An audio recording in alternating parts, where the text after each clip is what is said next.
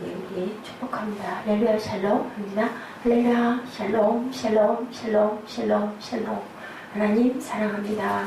여러분 주 안에서 사랑합니다. 오늘은 시편 130편, 오늘도 성전에 올라가는 노래로 표기가 되어 있습니다. 소원에서 소망의 기다림으로 가는 저와 여러분 되시길 바랍니다.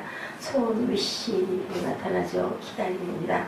우리의 삶은 기다림 소원으로 항상 가득 차 있어요. 어른이나 아이나 노인이나 청년이나 장년이나 상관없이 직장인도 마찬가지고요. 또 60대 은퇴 후에 평안한 삶을 기다리는 할머니 할아버지들, 또한 더 나이가 드신 70, 80대는 멀리 떨어져 있는 자녀들의 전화를 기다리시기도 하고, 직장에 다니시는 분들은 승진하기를 기다리시죠. 50대는 손주 보기를 기다린다고 합니다.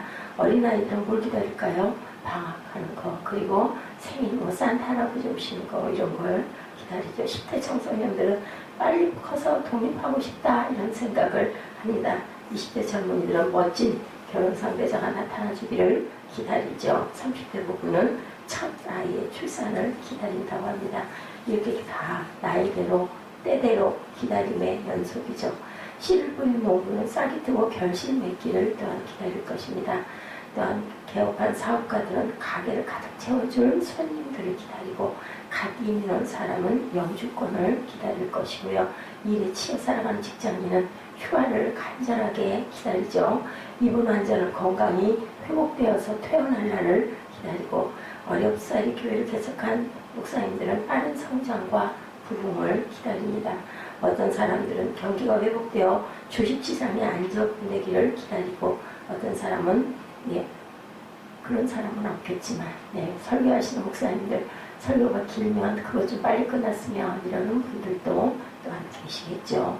우리는 삶은 항상 기다림, 그 기다림이 발현이 돼서 나중에 그것이 소망으로 되면 더할 수 없이 좋을 것 같아요. 소망은 뭘까요? 호프라고 표현하죠. 우리가 기다림이 이제 위시에서 호프로 바뀌었을 때 성경의 이야기도 기다림으로 가득 차 있죠. 성경에 나타난 사람들, 메시아, 하나님의 구원을 기다렸고, 다가오실 또한 주님, 주 예수여 오시옵소서 하고 성경이 끝나기도 합니다. 하나님도 기다리고 계셔요. 그저 우리를 빨리 내 자녀들아 나에게로 돌아오라 하고 기다리시죠. 하나님의 기다리심과 인간의 기다림이 시줄과 날줄로 교차하여 엮여 있는 게 바로 우리 성경 말씀이다. 기다림은 구약뿐 아니라 신약 성경의 주조음이기도 합니다. 신약 성경이 펼쳐내는 이야기는 기다림으로 시작해서 기다림으로 끝이 나죠. 복음서의 시작, 아까도 말씀드렸지만 요한계시록의 22장 20절에 아멘 오시옵소서 주 예수님으로 끝납니다. 더 내용을 구체적으로 개인적으로 살펴보면 하나님의 임재를 기다리는 그러한 기다림이 있죠. 내 영혼이 주님을 기다린다는 시편 기자의 고백이 히브리 성경 전체에 널리 울려 퍼지는 주제로 표현할 정도로 기다림은 구약 성경의 키노트이기도 합니다. 오늘 우리가 함께 읽은 시편 130편, 하나님을 향한 기다림을 노래한 대표적인 본문입니다. 나 곧 내 영혼은 야훼를 기다리며 나는 주의 말씀을 바라는도다. 파수꾼이 아침을 기다림보다 내 영혼이 주를 더 기다리나니 참으로 파수꾼이 아침을 기다림보다 더하도다. 이스라엘아 야훼를 바랄지어다. 5절에서 7절에 나타나 있습니다. 파수꾼이 아침을 기다림보다 더 간절하게 주님을 기다린 것, 이 시인은 무엇 때문에 그렇게 간절하게 주님을 기다리는 것일까? 개인적 기다림은 지금 깊은 물속 1절로 표현되어 있는 모에 곤경에 처해 있어요. 왜 부르짖겠습니까? 어려움이 있습니까? 나를 도와주옵소서. 그렇게 기다리고 있죠. 3절에는 또 어떻게 나타나 있습니까? 주께서 죄악을 지켜보실진데 주여 누가 서리이까? 그 죄를. 또한 용서에 대해서 4절에 사유하심이 주께 있으면 주를 경외하게 하시리로다. 용서하여 주시는 하나님, 사유하시는 능력은 하나님께만 있죠. 속량하시는 큰 능력, 7절과 같은 표현을 통해서 보면 이스라엘의 야훼를 바랄지어다. 야훼께서는 인자하심과 풍성한 속량이 있습니다. 그가 이스라엘을 그 모든 죄악에서 속량하시리로다 라고 이렇게 고백합니다. 신의 기다림은 하나님께서 하루속히 고난을 면하여 주기를, 좋은 세월을 살아갈 날을 기다리는 것이 아니라 자기 내면에 있는 죄를, 그 근원을 치유하고 하나님의 형상이 회복되어서 하나님께서 원하시는 기대하는 삶을 살아갈 날을 나는 기다립니다. 그것은 나뿐만이 아니라 이스라엘 모든 백성들을 대신해서 기도하고 노래한 것으로 보이죠. 신이 다른 사람보다 특별히 죄가 많아서 이런 시를 짓지는 않았을 겁니다.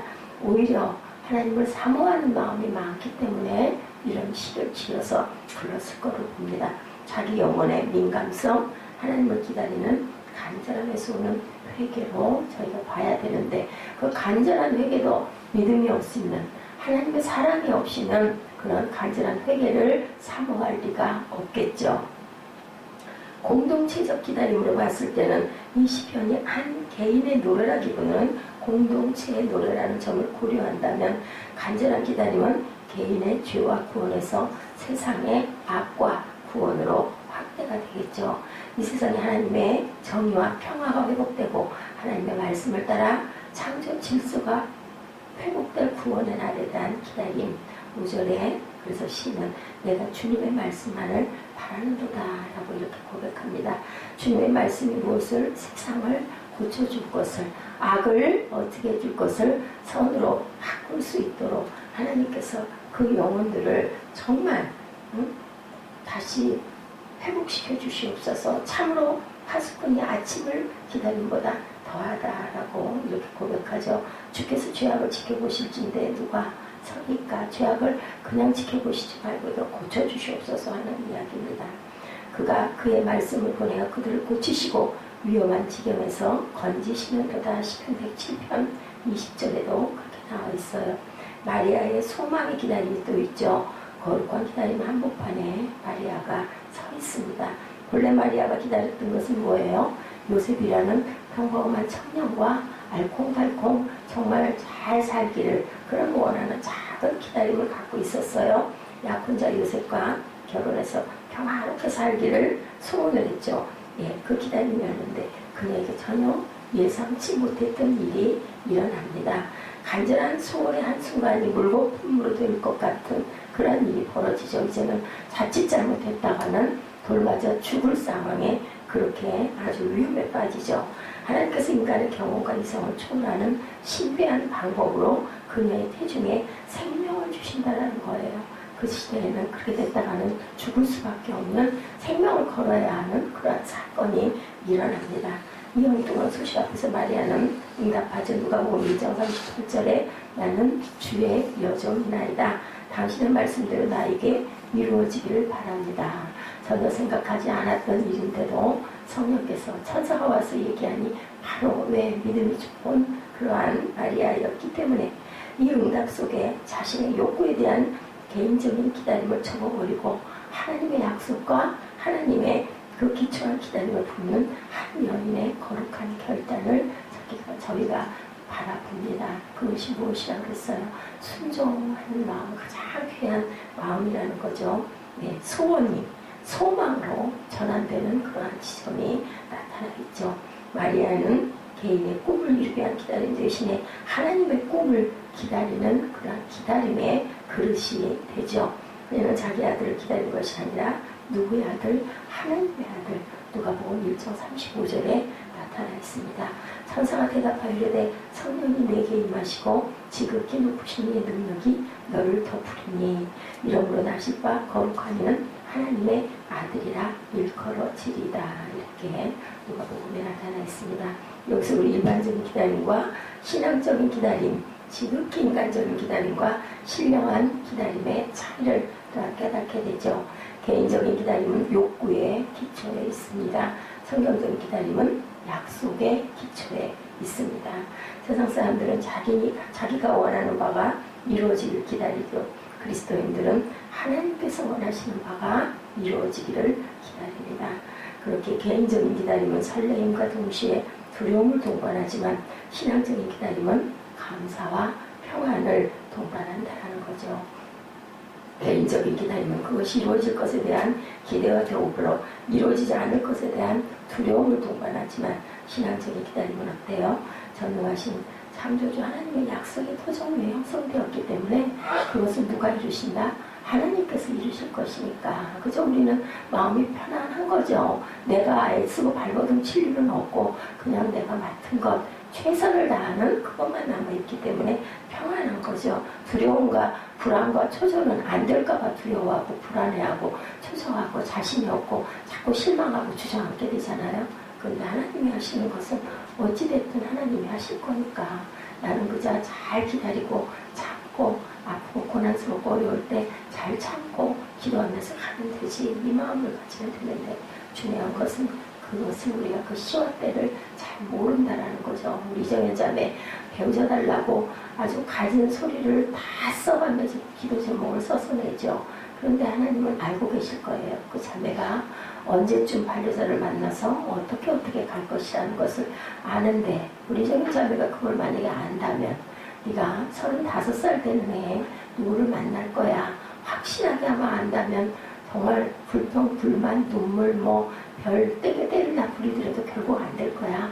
포기하고 아마 하루하루 날짜를 손을 꼽을 건데 그걸 모르기 때문에 그래서 실망도 했다, 낙담도 했다가 또 소망도 품어봤다가 그것이 우리네 정말 여린, 약한 마음에 또한 어두운 눈을 가진 우리네 인생이 아닐까 싶습니다.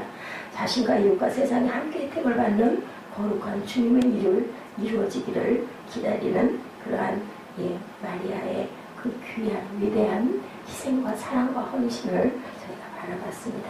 우리는 때때로 예수님을 통해 나의 소원이 이루어지기를 바라고 기도하죠. 그러나 진정한 기다림은 나를 통해 주님의 뜻이 이루어지기를 기다리는 기다림이어야 한다. 참 신앙에는 거룩한 기다림이 있다.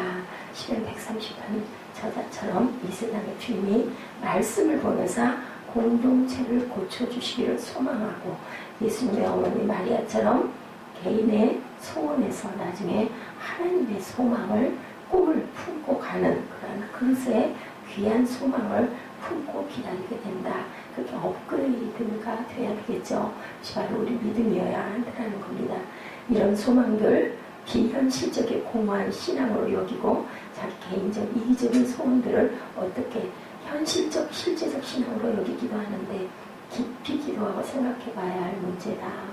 우리가 개인적인 그것으로 현실적인 것으로 그렇게 갈 것인지 하나님의 소망을 붙들고 비전을 바라고 기도해야 될 것인지 깊이 기도하고 가야 되겠죠.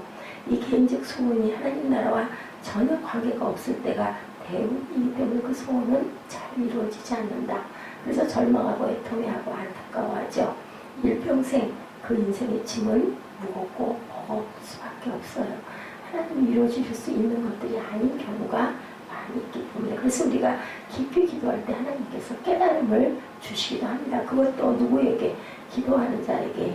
어제도 저희가 같이 말씀 나누었지만 분명한 것은 하나님은 다 사랑하시는데 그 그릇이 되어 있고 입을 벌리고 있고 우리 공부하는 학생들 머리가 다 비슷비슷해요. 보통 머리들 그저 IQ 100에서 그저 120 비상해봐야 엄청나다고 해봐야 특별한 경우 영재들이 있기도 하지만 보통은 근데 거기에서도 보면 1, 2등을 하는 모습이 있고 바닥을 벗어나지 못하는 아이들이 있어요. 왜 그래요? 공부하려고 집중하고 노력하지 않기 때문에 그래요. 그리고 방법을 터득하지 못하기 때문에 공부를 잘하지 못해요. 그러면 오히려 더 공부 못하는 애들이 다른 잡기에 굉장히 능하거든요. 자세가 되어 있지 않기 때문에. 그래서 하나님은 오늘도 우리를 기다리시는 거죠. 항상 소망을 품고 네가 오늘 올래, 내일 올래, 매일매일 기다린다. 그리스도인이 되는 것은 무엇일까? 그것은 위시에서 호프로 기다림을 전환하는 것을 의미한다고 볼 수가 있습니다. 개인적 기복주의에서 하나님의 나라로 자기 기다림을 전환해 가는 것을 의미하기도 한다. 복도 부차적으로 부수적 효과로 자연히 따라올 수는 있지만 세상 복이 꼭 안 따라와도 괜찮다 라는 자세로 살아가야 된다. 좀 더 부유하면 내가 조금 편안할 것이고 좀 궁핍하면 좀 불편하게 살 것이다. 이 정도로 생각을 하고 살 줄 알아야 된다. 회개란 뭘까?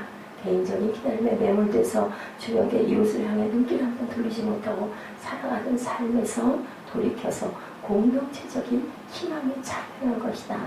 다메섹 도상에서 바울이 회개가 되고 돌아서고 나니까 확 바뀌잖아요. 그것이 바로 회개다. 방향전환이 회개라는 겁니다. 회개했다고 하면서 은혜 받았다고 하면서 성령이 임했다고 하면 전혀 바뀌지가 않는다면 그것은 우리가 또 한번 생각해 봐야 할 문제라는 것. 교회라는 것은 그것을 기다리는 사람들이 모여있는 공동체다. 하나님이 우리에게 부어주시는 하나님의 나라를 이룰 것을 기다리는 그러한 기다림의 사람들이 모이는 것이 교회다. 주님께서 오시니 그가 땅을 심판하러 오시니 주님 앞에 환호성을 올려라. 그가 정의로 세상을 심판하시며 뭇 백성을 공정하게 판결하실 것이다. 시편 98편 9절에 이렇게 나타나 있습니다. 시편 기자의 기다림의 노래를 공동체의 소망으로 삼는 것이 바로 교회다. 위대한 저술과 시몬의 이유는요, 기대감을 갖고 인내하며 기다리는 것이 영적인 삶의 기초라고 했어요. 맞아요. 우리는 참 인내를 잘 배워야 돼요. 예, 그래서 옛날 그 학생들이 맨날 책상 앞에다 써놨던 거 있죠? 그 인내는 쓰나 그 열매는 달다. 저희 때 그거 하나씩 안 붙인 사람들이 없었을 것 같이 많아요. 분명히 써요. 우리가 기다리는 거, 참는 거 엄청. 그렇지만 그것이 이루어지고 나면 정말 달콤한 꿀과 같다라는 거죠. 눈물을 흘리며 씨를 뿌리는 자가 기쁨으로 곡식단을 거두을 것이라는 것 같습니다.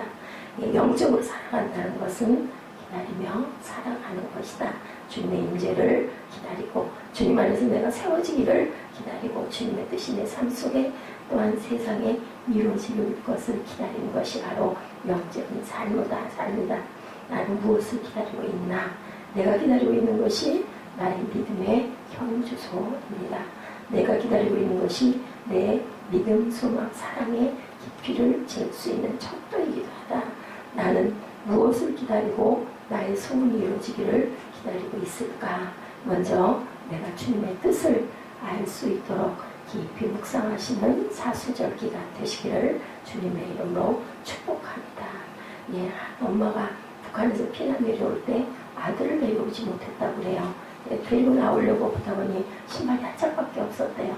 근데 그 순간 그렇게 오랫동안 아주 이상가족이 돼서 남북이 남일이라고 생각을 못하고 저는 이해가 안 가는데 어쨌든 그런 예화가 나와 있어요. 아이를 그냥 두고 잠깐 나갔다 오면 될 거니 그냥 잘하고 둬야 되겠다고 잤던가 보죠. 그러고는 영영이 아이를 찾지를 못하고 남북이 나뉘어서 살다 보니 엄마 마음이 얼마나 한스럽겠어요. 이 엄마는요 항상 매년 아이의 신발을 사서 준비해 놓고 그렇게 하고 울며 기도하며 살았다고 해요. 나중에 2, 3년 가족 상봉할 수 있을 때 둘이 만났다고 합니다. 80대 노모와 그리고 60세가 된 그 아들을 만났을 때 엄마가 제일 먼저 내민 것이 신발이었다고 그래요. 물론 어른의 신발이었겠지만 이렇게 어떻게 볼 수 있겠거니 하는 그 마음으로 오랫동안 참고 기다렸을까. 이것이 바로 우리가 살아가는 삶의 아름다운 기다림의 마음이라고 저는 그렇게 생각합니다. 오늘도 기다림의 소망의 씨를 곱게 품고 기도하시는 그러한 하루 승리하신 하루 되시기를 주님의 이름으로 축복합니다. 기도하시겠습니다.